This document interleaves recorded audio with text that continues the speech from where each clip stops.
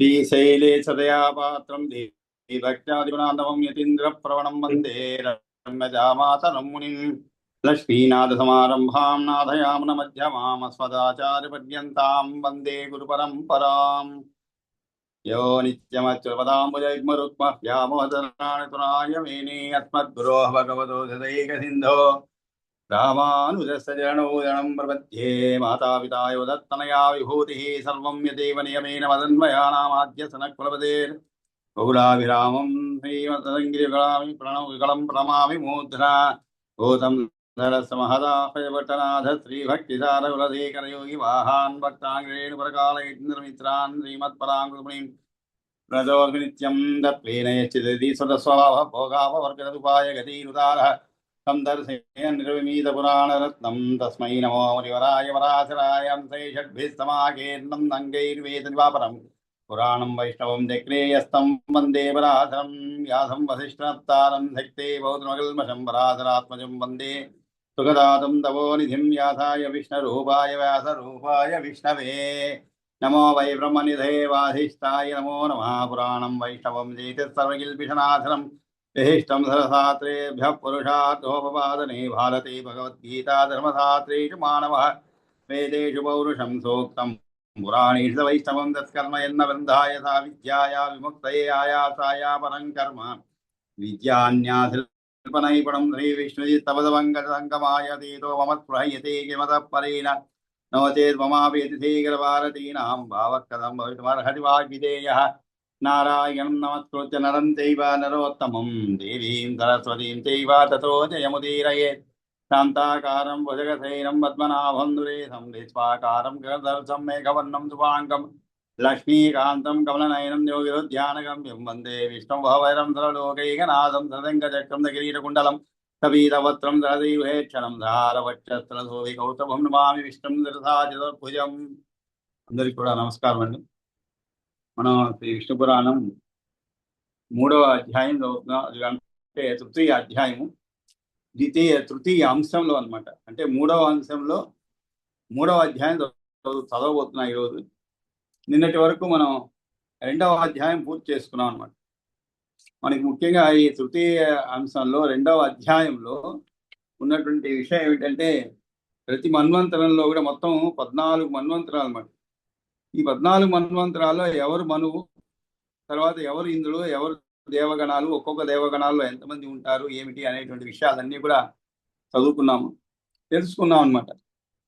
ఆ తర్వాత చతుర్యుగం అయిన తర్వాత అంటే 4 యుగాలు కూడా పూర్తయిన తర్వాత వేదానాం జాయతే కిల విప్లవ ప్రవర్తయంతి తాన్యేత భువి సప్తర్షియో దివ అని 44వ శ్లోకంలో చదువుతున్నారు. అంటే చతుర్యుగాంతంలో వేదాలకు లోపం సంభవిస్తుంది. అప్పుడు సప్తఋషులు దివి నుండి భూమికి దిగివచ్చి తిరిగి ఆ వేదాలను ప్రవర్తింపజేస్తారని చెప్పారు.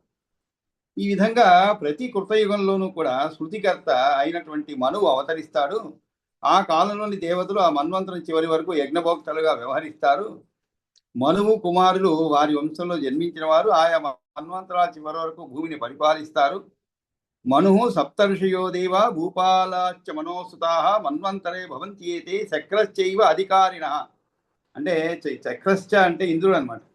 చక్రశ్చైవ అధికారిణ అంటే ఏమిటి? ఇంద్రుడికి అధికారులుగా వ్యవహరిస్తూ ఉంటారు. ఎవరు? మనువు సప్తర్షియో దేవ. మనువు, సప్తర్షులు, దేవతలు, మనువు కుమారులు ఏంటి రాజేంద్రులు, వీరందరూ కూడా ఇంద్రుడు.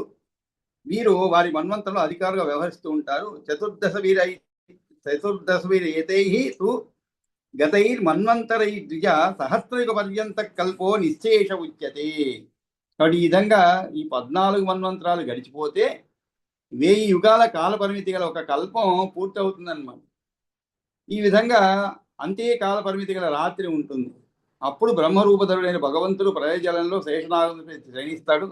ఈ విధంగా స్థితి వ్యాపార కారకుడైన విష్ణు భగవానుడు 4 యుగాల్లోనూ కల్పాంత పర్యంతం కూడా ఎలా రక్షణ చేస్తాడు ఆలకించు అని చెప్పి ఈ శ్రీహరి యొక్క కృతేయుగే పరంజ్ఞానం కపిలాది స్వరూపధుడు దదాతి సర్వభూతానం సర్వభూత. అంటే ఒక్కొక్క యుగంలో కూడా అంటే కృతయుగంలో ఏ విధంగా కపిలుడు మన రూపాలు ధరించిన వాడే సర్వభూతాన్ని జ్ఞానాన్ని ఉపదేశిస్తాడు. త్రేతాయుగంలో ద్వాపర యుగంలో వేదవ్యాస రూపాన్ని ధరించిన వాడే ఒకటిగా ఉన్న వేదాన్ని 4 వేదాలుగా చేసి మళ్ళీ వందలు శాఖల గురించి బహురూపంగా విస్తరింపజేస్తాడని ప్రభు అయిన శ్రీహరి ద్వాపరంలో వేదాలను విభజించి కలియుగం అంతమయ్యే సమయంలో కలికి రూపంలో అవతరించి దుర్మార్గులు కృతి మార్గంలో సంచరించే రీతిగా చక్కని దారిలోకి తెస్తాడనమాట. వేదాంతు ద్వాపరేవ్యస్య కలేర్ అంతే పునఃహరి కల్కి స్వరూపి దుర్వృత్తాన్. వృత్త అంటే నడవడిక అని అర్థం. దుర్వృత్తాన్ అంటే ఏమిటి? చెడు నడవడిక కలిగినటువంటి వారందరినీ కూడా స్థాపయతి ప్రభు. దుర్వృత్తాన్ మార్గే స్థాపయతి అంటే మంచి మార్గంలోకి తీసుకురావడం అనమాట. దుర్వృత్తే అంటే ఏమిటి? చెడు మార్గంలో ఉన్నటువంటి అందరినీ కూడా దుర్మార్గులను ఎక్కడ కలికి రూపంలో అవతరించి దుర్మార్గులు కృతయోగ మార్గంలో సంచరించే రీతిగా చక్కగా దారిలోకి తెస్తాడు. విధంగా అనంత స్వరూపుడు జగత్తులన్నింటినీ కూడా సృష్టిస్తున్నాడు, ప్రళయ సమయాలలో నశింపజేస్తున్నాడు. ఈ రీతిగా ఈ విశ్వంలో ఆయన కన్నా వేరుగా ఏ వస్తువు లేదు. ఆయన కన్నా వేరుగా ఏ వస్తువు లేదు. హంతిచ అంతేషు అనంత ఆత్మ. హంతిచ అంతేషు అనంత ఆత్మ. నాస్తి అస్మాత్ వ్యతిరేకియత్. నాస్తి అస్మాత్ వ్యతిరేకియత్ అంటే అస్మాత్ ఈయనకు వేరుగా వేరేది లేదనమాట. మొత్తం ఆయనే, ప్రపంచం అంతా కూడా ఆయనే అనమాట. ఆ విధంగా ఏవమేష జగత్సర్వం పరిపాతి కరోతి చ భూతం భవ్యం భవిష్యం చ సర్వభూతాన్ మహాత్మనః. భూతం భవ్యం భవిష్యం చ భూతాత్మ సర్వం తదత్రాన్ అన్యత్ర వా విప్ర సద్భావ కలితత్తవ మన్వంతరాన్ అశేషాని కథితాని మయా తవ మన్వంతరాధిపాశ్చైవ కిమన్యత్ కథయామితే. కాబట్టి నీకు మన్వంతరాధిపతుల గురించి నీకు వివరించాను, ఇంక నీకు ఏ విషయం తెలియజేయమండి పరాశరుడు ప్రశ్నించాడు. ఇది మనం క్లుప్తంగా ఈ 2వ అధ్యాయంలో చదువుకున్నది అనమాట. ఈరోజు మనం 3వ అధ్యాయానికి ప్రవేశిస్తామండి. 3వ అధ్యాయంలో చాలా ఎక్కువ లేవు, 30 శ్లోకాలు మాత్రమే ఉన్నాయి. వాటిని ఒకసారి చదువుకొని ఆ తర్వాత యథావిధిగా అర్థతాత్పర్యాలు చదువుకుందాం. కాబట్టి తృతీయ అధ్యాయ అంటే 3వ అధ్యాయము విష్ణు పురాణంలో తృతీయ అంశలో 3వ అధ్యాయం అన్నమాట. ఒక్క నిమిషం.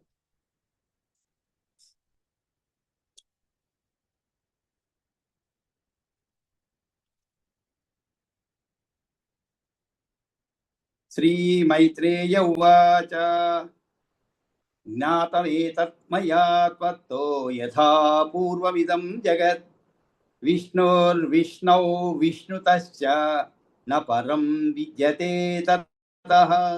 జ్ఞాతమేతత్ మయా త్వత్తో యథా పూర్వమిదం జగత్ విష్ణుః విష్ణౌ విష్ణుతశ్చ న పరం విద్యతే తతః.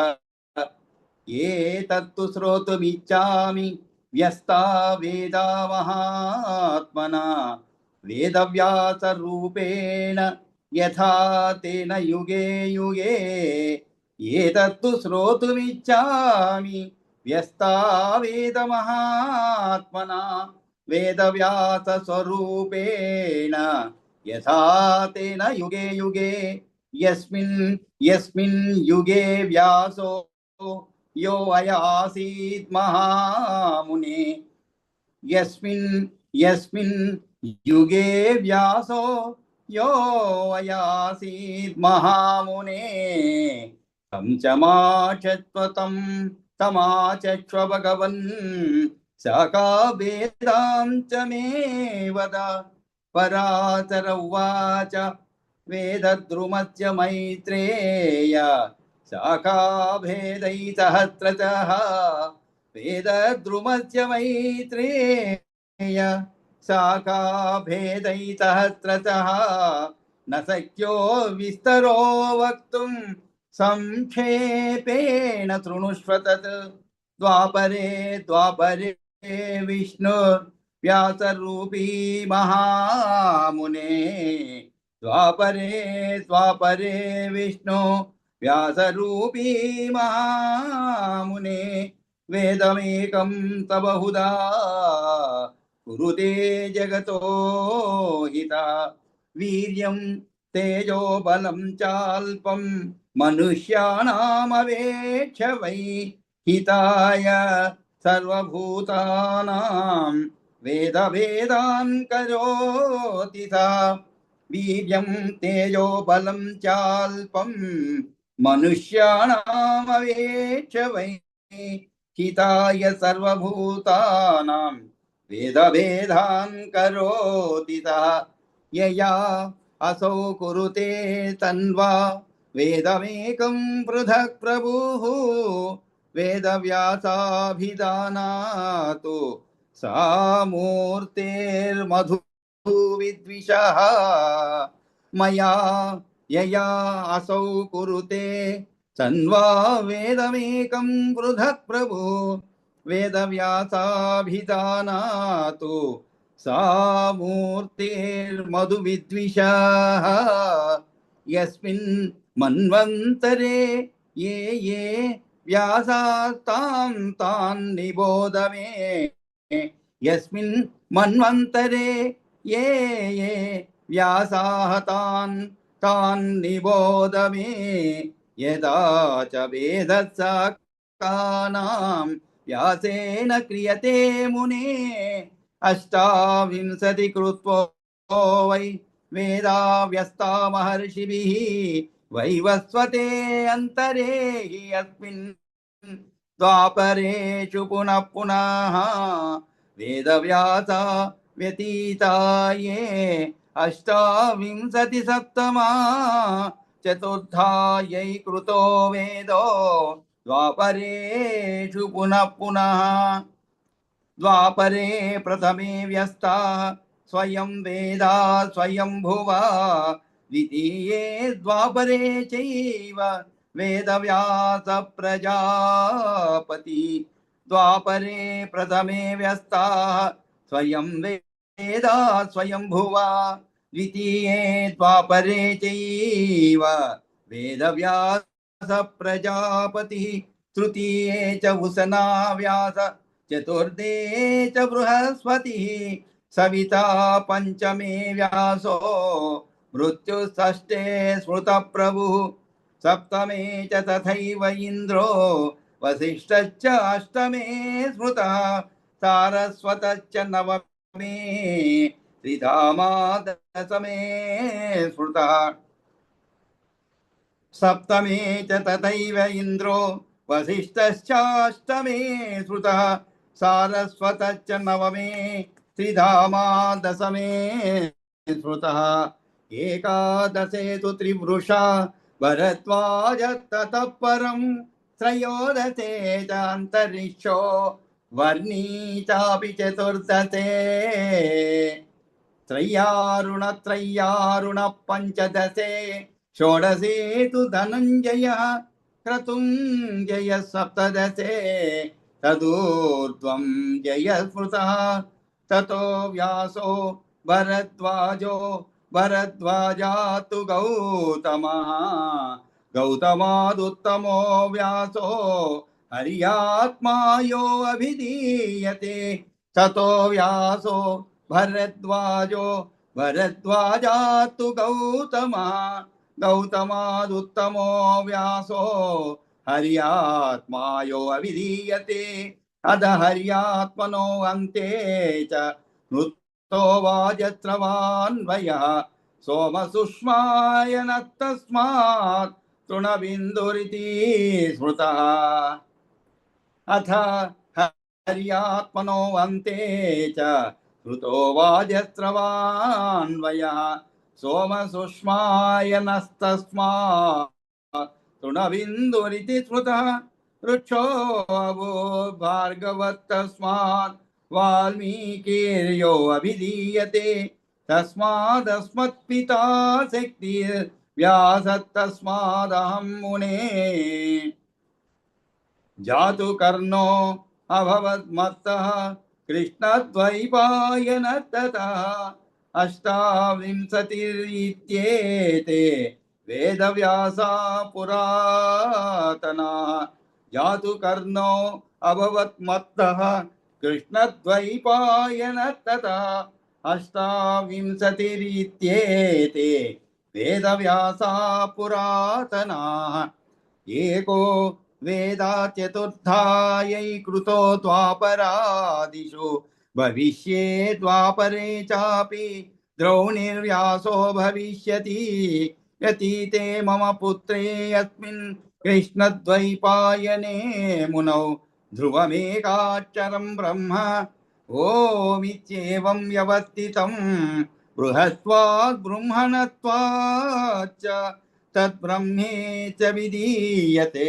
ధ్రువమేకాక్షరం బ్రహ్మ ఓమిత్యేవం వ్యవర్తితం బృహత్వా బ్రహ్మణత్వాచ్చ తద్బ్రహ్మే చ విధీయతే ప్రణవావస్థితం నిత్యం భూర్భువస్వరీతీర్యతే ఋగ్యజుస్సామధర్వణం యత్తస్మై బ్రహ్మణే నమః జగత ప్రళయోత్పత్యోర్యత్తత్కారణ సంధితం జగత ప్రళయోత్పత్యో యత్తత్కారణ సంహితం మహత పరమం గుహ్యం తస్మై సుబ్రహ్మణే నమః అగాధాపారమక్షయ్యం జగత్సమ్మోహనాలయం సంప్రకాశ ప్రవృత్తిభ్యాం పురుషార్థ ప్రయోజనం అగాధాపరమక్షయ్యం అక్షయ్యం జగత్సమ్మోహనాలయం సంప్రకాశ ప్రవృత్తిభ్యాం పురుషార్థ ప్రయోజనం సాంఖ్య జ్ఞానవతాం నిష్ఠాగతి శమదమాత్మనాం యత్తదవ్యక్తమమృతం ప్రవృత్తం బ్రహ్మ శాశ్వతం ప్రధానమాత్మయోనిశ్చ గుహాసత్వం చ సస్యతే అవిభాగం తథా శుక్లమక్షరం బహుధాత్మకం పరమబ్రహ్మణే తస్మై నిత్యమేవ నమో నమః యద్రూపం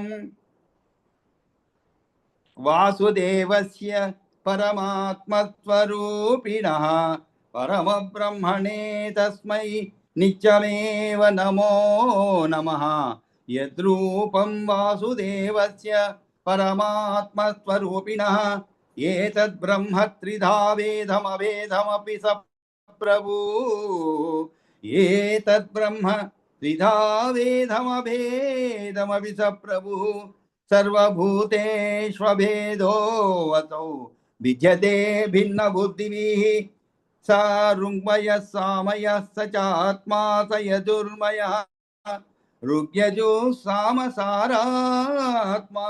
స ఏవాత్మశరీరిణాం స ఋగ్మయః సామమయః స చాత్మా స యజుర్మయః ఋగ్యజుః సామసారాత్మా స ఏవాత్మశరీరిణాం స భిద్యతే వేదమయ స వేదం కరోతి వేదైర్బహుభిः సాకం శాఖా ప్రణేతా స సమస్త శాఖా జ్ఞానస్వరూపో భగవాననంతః స బిభ్యతే వేదమయ స వేదం కరోతి వేదైర్బహుభిः సాకం శాఖా ప్రణేతా స సమస్త శాఖా జ్ఞానస్వరూపో భగవాననంతః.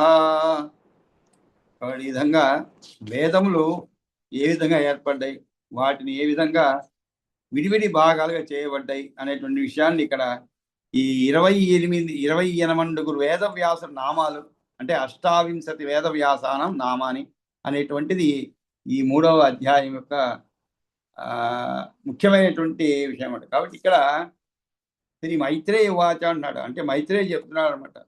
జ్ఞానమేతత్మయా త్వత్తో యథా పూర్వం ఇదం జగత్, ఈ సమస్త జగత్తు కూడా యథా పూర్వకల్ప విధాన పద్ధతిగా ఎలా ఏర్పడిందో, త్వత్తో అంటే నీ వల్ల అని అర్థం, నీ వల్ల పూర్తిగా తెలిసినది. జ్ఞాతం ఏతత్ మయా త్వత్తో యథా పూర్వం ఇదం జగత్. ఈ పూర్వం అంటే ఈ జగత్ అనేది యథా పూర్వకల్ప విధాన పద్ధతిగా ఎలా ఏర్పడిందో నీ వల్ల పూర్తిగా తెలిసింది. ఇదంతా విష్ణు రూపమని, విష్ణుతశ్చ విష్ణు స్వరూపమని, విష్ణువు అంటే విష్ణువులోనే ఉన్నదని, విష్ణుతశ్చ అంటే విష్ణువు నుంచే వచ్చిందని, విష్ణువు కంటే భిన్నమైనది కాదని తెలిసినది. కాబట్టి ఈ జగత్తు భద్రంగా ఉండడానికి కారణం ఎవడు అని తెలుసుకోకూడని మైత్రేయుని ప్రశ్నకు తగినట్లుగా ఈ 3వ అధ్యాయంలో వేదవ్యాసుల యొక్క ప్రపంచాన్ని వివరంగా వర్ణిస్తున్నాడు అనమాట. ఈ వేదముల యొక్క విభాగమును అడగడం కోసం మొత్తంగా ఈ విష్ణు పురాణం యొక్క రచనలో ముఖ్య తాత్పర్యాన్ని ఎత్తి చెప్తున్నాడు. ఏమని? జ్ఞాతం ఇది అంటే, ఈ జ్ఞాతం అంటే ఏమిటి? ఈ సమస్త జగత్తు మొత్తమును విష్ణువే, ఆయన కంటే అధికుడు లేడు, విష్ణువు ఎందే ప్రపంచం ఆధారపడి ఉన్నది, విష్ణువు నుండే పుడుతున్నది అని మీ నుండి నేను తెలుసుకున్నాను. జ్ఞాతం ఏతత్ మయా త్వత్తో యథాపూర్వం ఇదం జగత్.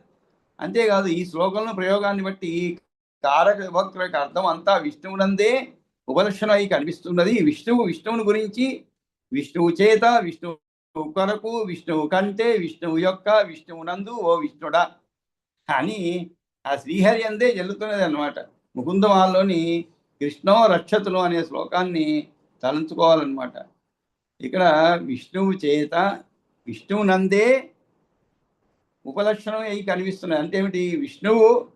విష్ణువును గురించి, అదేవిధంగా విష్ణువు గురించి, విష్ణువు చేత, విష్ణువు కొరకు, విష్ణువు కంటే, విష్ణువు యొక్క, విష్ణువునందు ఓ విష్ణుడా అని శ్రీహరి అందే తెలుస్తుంది అన్నమాట.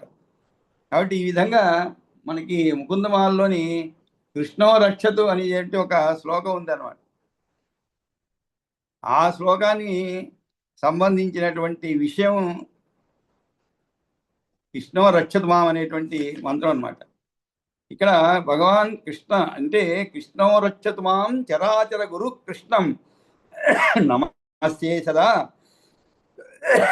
కృష్ణేనేవ సురక్షితో అహం అసకృత్ కృష్ణాయ దత్తం మనః. అంటే మైత్రేయుడు చెప్తున్నాడు ఏమని? ఈ విష్ణువే అంతా కూడా అని చెప్పి మనకి కృష్ణో రక్షతు మాం అనేటువంటిది అంటే భగవాన్ కృష్ణుడే నన్ను రక్షించుగాక. కృష్ణో రక్షతు మాం చరాచర గురు కృష్ణం. అది కూడా ఎటువంటి వాడు? కృష్ణుడు చరాచర గురువు అంటే అందరికీ అన్నిటికీ కూడా గురువు అయినటువంటి. నమస్తే సదా, నమస్తే అంటే అతనికే నేను ఎల్లప్పుడూ కూడా, సదా అంటే ఎల్లప్పుడూ. కృష్ణేనైవ సురక్షితో అహం అసకృత్. అసకృత్ అంటే ఎల్లప్పుడూ కూడా. కృష్ణేనైవ రక్షితో అంటే కృష్ణుడి చేతనే నేను రక్షింపబడ్డాను అనమాట. కృష్ణాయ దత్తం మనః, ఆ కృష్ణుడికే నా మనస్సును ఇచ్చానమాట. కాబట్టి ఆ విధంగానే ఇక్కడ మొత్తం కూడా విష్ణువే, వెరిదేవి లేదు అన్నమాట. కాబట్టి ఈ ముకుందమాల్లోని ఆ శ్లోకం లాగానే ఇది కూడా, ఈ విషయం కూడా ఇక్కడ చెప్పబడింది అనమాట. కాబట్టి దీన్ని మైత్రేయుడు అడిగిన దానికి, ఓ ఆచార్య, మీ వల్ల నేను పూర్వకాలంలో జగత్తు ఎట్లా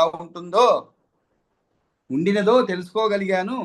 ఈ జగత్తంతా విష్ణువే, విష్ణువునందే ఆధారపడి ఉన్నది, విష్ణువు వల్ల జీవిస్తున్నది, ఆయన కంటే అధికుడు ఎవడూ లేడు అని చెప్పి, ఏతత్తు శ్రోతుమిచ్చామి వ్యస్తా వేదా మహాత్మన. సరే, ఎంత బాగానే ఉంది.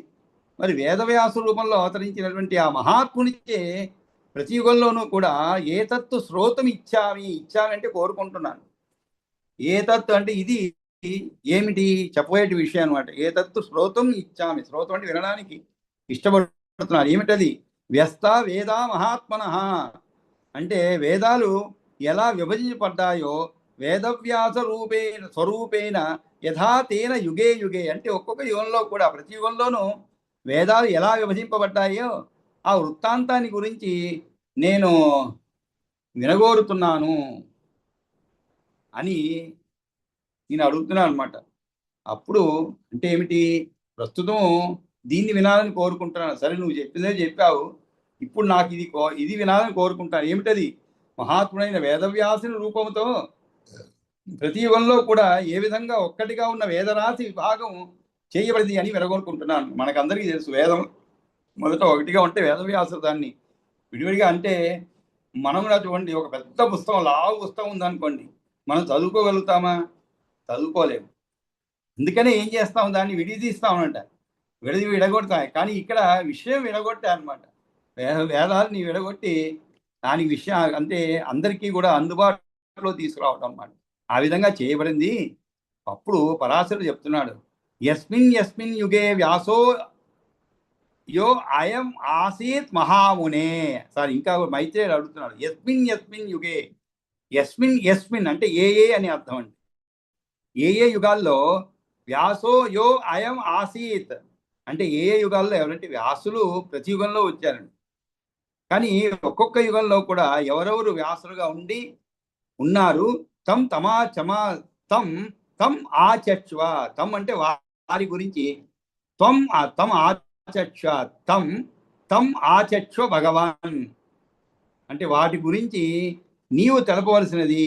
శాఖాభేదాచ్యమే వద, అంతేకాదు వేద శాఖ వేదాలను కూడా నాకు వివరించు. వారు అంటే మనకి వేదములు 4 వేదాలని తెలుసండి, కానీ వాటిలో చాలామంది అది చదవడం కష్టం, సామాన్యులకి అర్థమయ్యేటట్టు కాదనమాట. వేదం చదవడం అంటే అంత సులభమైనది కాదనమాట. అందుకని కొంతమంది ఒక్కొక్క వేదాన్ని తెలుసుకుంటారు, పాటించేదిలో కొంతమంది యజుర్వేదం, కృష్ణ ఈ విధంగా వేదాలు వేరు వేరు వేదాలను పాటిస్తూ ఉంటారు అనమాట. కాబట్టి అసలు మనం ఎవరు కూడా దాన్ని వేదం మూలానికి పోయి చదివినటువంటి వాళ్ళు తక్కువ, ఎందుకంటే దాన్ని అర్థం చేసుకునేది చాలా కష్టం అన్నమాట. మనకి తెలుగులో కూడా దాశరథి గారండి, దాశరథి రంగాచారి అనుకుంటాను, వారు అంటే సినిమా కవితలు రాసేవారు. ఆయన నిజాం పరిపాలన ఉండేటువంటి వారు. ఆయన ఈ యొక్క వేదాలకు తెలుగులో తర్జుమా చేసి రాశారు. ఇప్పుడు కాదు, ఎప్పుడో రాశారు. అది కొంత దానిపైన మనకు ఒక చక్కటి అవగాహన వచ్చేలాగా వేదములు అంటే ఏమిటి, దాంట్లో ఉండే విషయం ఏమిటి అంటే మనకు అందరికీ తెలుసు, అన్నీ అక్కడ లేనిటంటూ ఏది లేదని. అందుకని ఇంకా కూడా ఒక మాట చెప్తుంటారు, మహాభారతం వేదాలను మనం చదువుని అర్థం చేసుకోలేము కాబట్టి దాంట్లో ఉండేటువంటి ధర్మాలన్నింటినీ కూడా ఏవైతే చెప్పబడిందో ఆ ధర్మాలని అనుసరించి మనకి భాగవతము మహాభారతం పంచమవేదం అన్నమాట, అది చదివితే కూడా మనకి అర్థమైపోతుంది. అంటే అక్కడ ఉండేటువంటి ఏ ఏ ధర్మాల గురించి చెప్పబడిందో వాటిని అనుసరించే కౌరవ పాండవులు కూడా కొంతవరకు అనుసరించడం, ఆ తర్వాత కురుక్షేత్రం జరగటం, అవన్నీ కూడా ఆయా ధర్మాల గురించి చెప్పేటువంటిదే అన్నమాట మహాభారతం కూడా. అంటే ఒక కథగా చెప్తే ఏదైనా విషయం అర్థమవుతుందండి, అంతేగాని ఒక క్లుప్తంగా ఉదాహరణకి సజాతో ఏన జాతేన యాతి వంశీ సమున్నతి అని ఉంది అనుకోండి, జాతస్య ధ్రువ మృత్యు ధ్రువ జన్మ వృతస్య, అంటే చనిపోయిన వాడు ఖచ్చితంగా పుడతాడు, పుట్టినవాడు గిట్టక మానదు అనేటు ఉంది. కానీ అది మీకు ఎక్కడో చెప్పి ఉన్న విషయాన్ని దాన్ని మనం అంటే సంఘంలో విస్తరింపజేయాలంటే దాన్ని యథాతథంగా చెప్తే అర్థం అవ్వకపోవచ్చు. కానీ దాన్ని ఒక కథా రూపంలో కొంచెం విషయాన్ని జొప్పించి లోపల కొంచెం మనసు హత్తుకునేలాగా విషయం మర్చిపోకుండా ఉండేలాగా తెలియవరిస్తే అది ఆ విధంగానే వేదాలని కూడా కాస్త ప్రాచుర్యానికి తీసుకొచ్చారు అనమాట.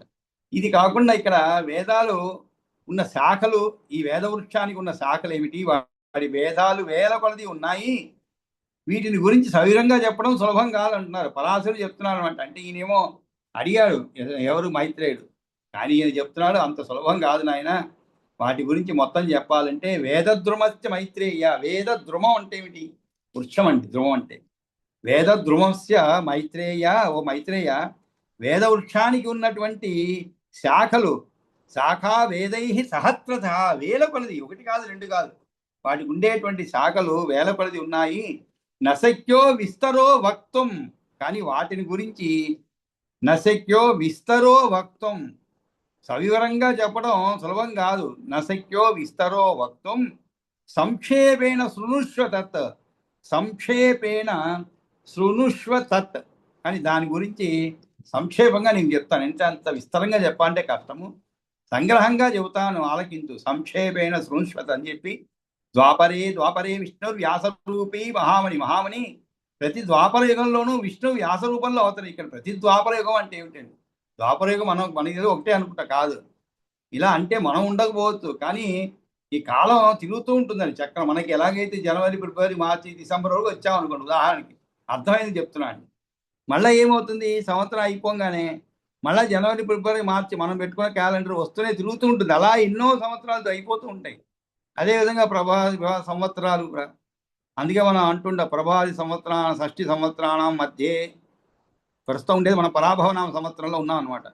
మళ్ళీ ఈ అయిపోయిన తర్వాత మళ్ళా మొదటికి వస్తుంట. ఆ విధంగానే ఈ యొక్క ద్వాపరే విష్ణు వ్యాసరూపీ మహామునే, ప్రతి ద్వాపర యుగంలో కూడా విష్ణువు వ్యాస రూపంలో అవతరించి ఏకరూపంగా ఉన్న వేదాన్ని లోకాలకు మేలు కూర్చడానికై అనేక భాగాలుగా విభజిస్తాడు అన్నమాట. కాబట్టి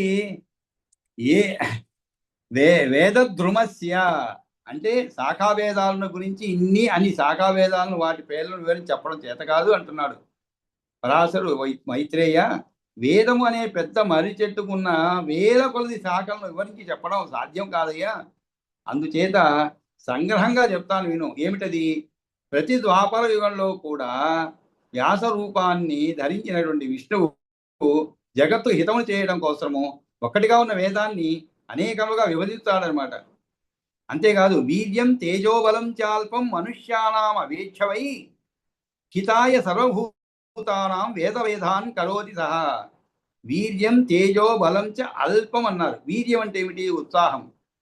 తేజస్సు అంటే ప్రగల్భము, సమర్థత. సమర్థత అంటే బలము, గ్రహించే సమర్థత కొద్దిగా ఉండటం చూచి అంటే ఏమిటి?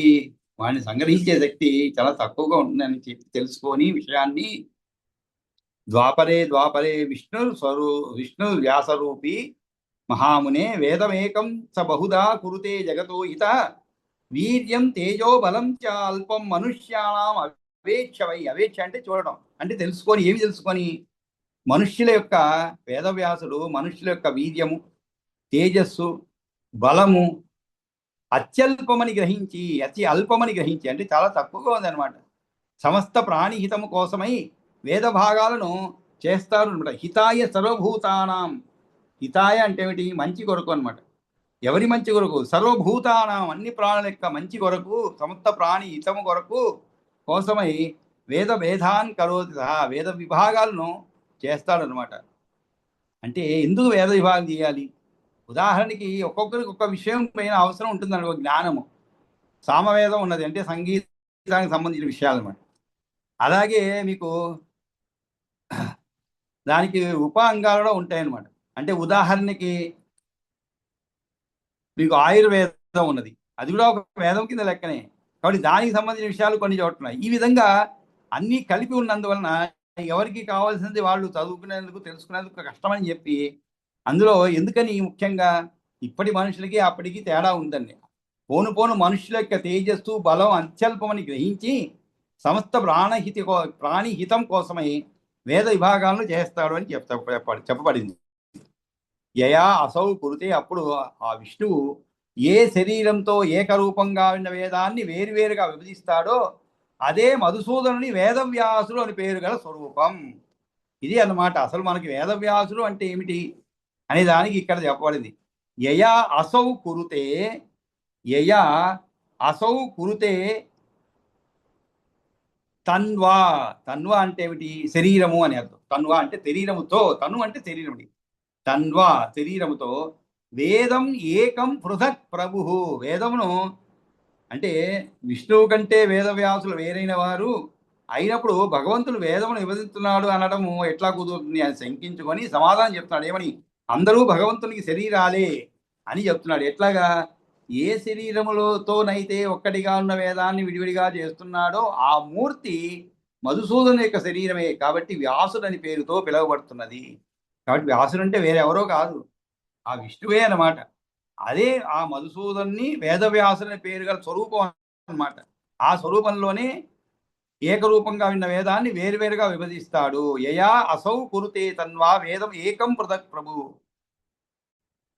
వేదవ్యాసా విధానాతు సా మూర్తి మధు విద్విష అన్నారు. సా మూర్తి అంటే ఆ స్వరూపమే మధు విద్విష. మధు అంటే మధు అనేటువంటి రాక్షసులండి. అందుకని మధుసూదనుడు అంటారు. అంటే మధు విద్విష అంటే శత్రువు అని అర్థం. అంటే ఆ రాక్షసుని మధు అనే పేరు గల మధు హరి అంటే శత్రువు అండి. ఇక్కడ మధు సూదనుని వేదవ్యాసుడు అని పేరు గల స్వరూపం. ఇక్కడ తమాష అంటే మామూలుగా మధు అంటే మధు అనేటువంటి రాక్షసులండి. మధు అంటే మామూలుగా డయాబెటిక్ వాళ్ళకు హరి అంటే శత్రువు అండి. డయాబెటిక్ వాళ్ళకి చక్కెర తీపి శత్రువే కదండి, తీపి తినకూడదు. అందుకని మధు హరి అంటే అక్కడ మధుసూదనునికి పేరు. మధు అనేటువంటి రాక్షసుడికి సంహరించిన వాడు శత్రువు అని మధు హరి అని ఇక్కడ నవ్వుతూ చెప్తుంటారు అనమాట. మధు హరి అంటే ఇక్కడ మనుషుల్లో కూడా ఎవరికైతే డయాబెటిక్ ఉన్నదో వారిని కూడా మధు హరి, ఎందుకంటే వాళ్ళకి శత్రువే కదండి, తీపి అనేది వాళ్ళకి శత్రువు అనమాట. కాబట్టి వాళ్ళని కూడా మధు హరి అని చెప్పొద్దు అనమాట. ఆ విధంగా మధుసూదనుని వేదవ్యాసుని పేరు గల స్వరూపం అన్నమాట.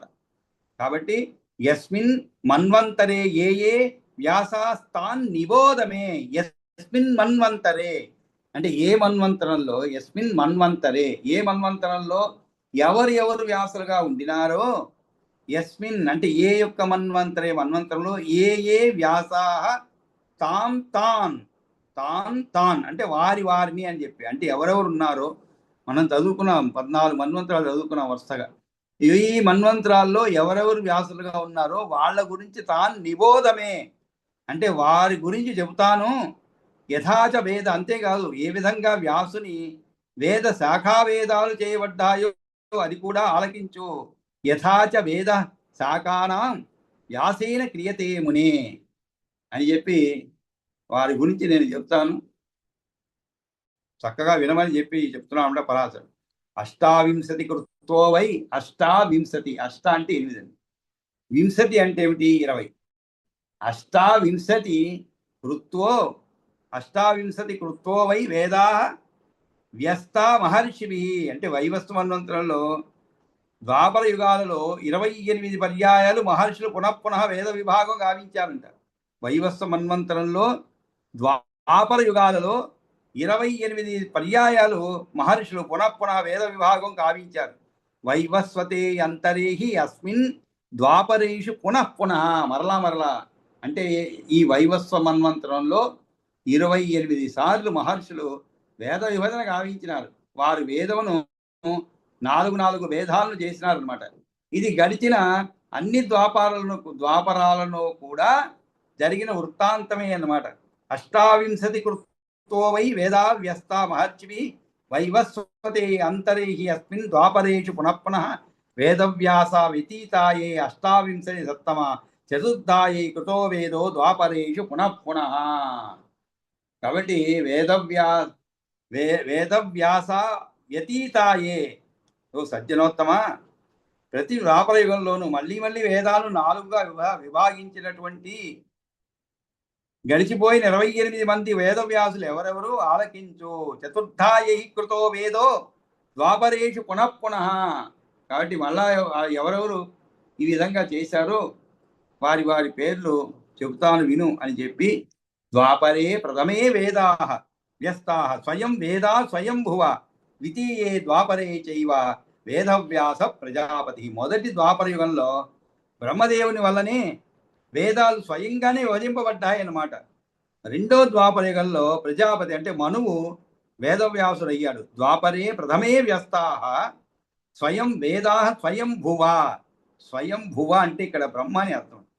స్వయంభువ అంటే వేదవ్యాస బ్రహ్మదేవుని వల్ల స్వయం వేదాః స్వయంభువ. ద్వాపరే ప్రథమే వ్యస్త అంటే మొదటి ద్వాపర యుగంలో బ్రహ్మదేవుని వల్లనే వేదాలు స్వయంగానే వధింపబడ్డాయి. ఇక రెండో ద్వాపర యుగంలో ప్రజాపతి మనువు వేదవ్యాసుడు అయ్యాడు. వేదవ్యాసుడు అయ్యాడంటే అర్థం ఏంటండి? ఇంతకుముందే చెప్పుకున్నాం మనం. వేదవ్యాసుని ఎవరంటారు? మధుసూదను యొక్క మధుసూదనుని వేదవ్యాసుని పేరు గల స్వరూపం అనమాట.